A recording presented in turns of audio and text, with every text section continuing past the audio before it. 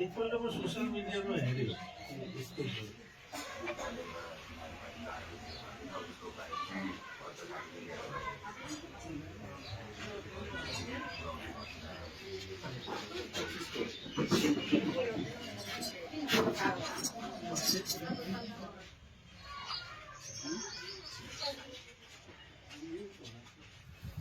আজকে আমি এই মুহূর্তে আমাদের পরিবারের পানি ট্যাঙ্কিতে এসেছিলাম।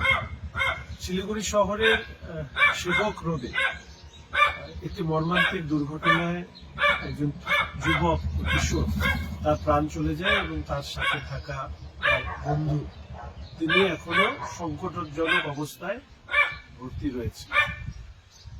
তো আমি পানি ট্যাঙ্কিতে এই যুবকের বাড়িতে এসে বা কিশোরের বাড়িতে এসে দেখা করে গেলাম। শুধু অবাক লাগলো যে প্রায় কয়েকটা দিন কেটে গেল এখন পর্যন্ত এই ঘাতক গাড়ি, অনেকেই সিসিটিভি ফুটেজে দেখেছেন, পাশ দিয়ে একেবারে রাস্তার পাশ দিয়ে তারা হেঁটে হেঁটে তাদের গন্তব্যস্থলে যাচ্ছিল। যেভাবে গাড়িতে ধাক্কা মেরেছে ভাবা যায় না। আমার সবসময় অদ্ভুত লাগে যে এক্ষেত্রে যে অ্যাকশন, পুলিশ অ্যাকশন দেওয়া দরকার, সেই অ্যাকশন এত লেট কেন?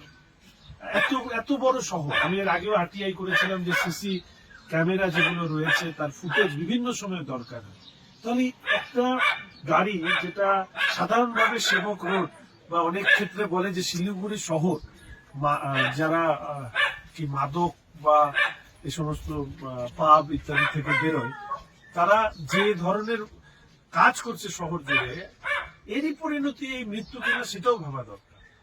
আর শিলিগুড়ি পুলিশ কমিশনারের যদি এই ব্যাপারে ব্যবস্থা না নেয় তাহলে আমাদেরকে রাস্তায় নামতে হবে। আমি একজনই শুনতে এসেছিলাম যে কি জায়গায় দাঁড়িয়ে আছে, 4 দিন হয়ে গেল গাড়ি ট্র্যাকই করা গেল না। তাহলে শিলিগুড়ি শহরে আদপে কি কোনো সিসিটিভি বা সিসি ক্যামেরা লাগানো আছে? আদপে কি শিলিগুড়ি শহর নিরাপদ? একদিকে রাস্তা এরকম এত জোরে গাড়ি চালিয়ে একটি ছেলে একটি মেয়েকে, একজন মরে গেল, আরেকজন সংকটাপন্ন অবস্থায়। আরেকটা ক্ষেত্রে মাটিগাড়ায় আমি দেখলাম সেখানে একটা 14-15 বছরের বাচ্চাকে এইভাবে খুন করা হলো। কোন রাজত্বে বাস করছে? ইমিডিয়েট কমিশনারেটকে ব্যবস্থা নিতে হবে, নাহলে শিলিগুড়ি শহর, আমি আজকে দিদিদেরকেও বলে গেলাম, নিশ্চয়ই এখানকার স্থানীয় মানুষও এই ব্যাপারে প্রতিবাদ করবে। যেহেতু আমি শিলিগুড়ি শহরের নাগরিক, সেখানকার জনপ্রতিনিধি, দায়িত্ব থাকে। আজকে বললাম, এরপরে নিশ্চিতভাবে একদম রাস্তায় নেমে প্রতিবাদ করবে।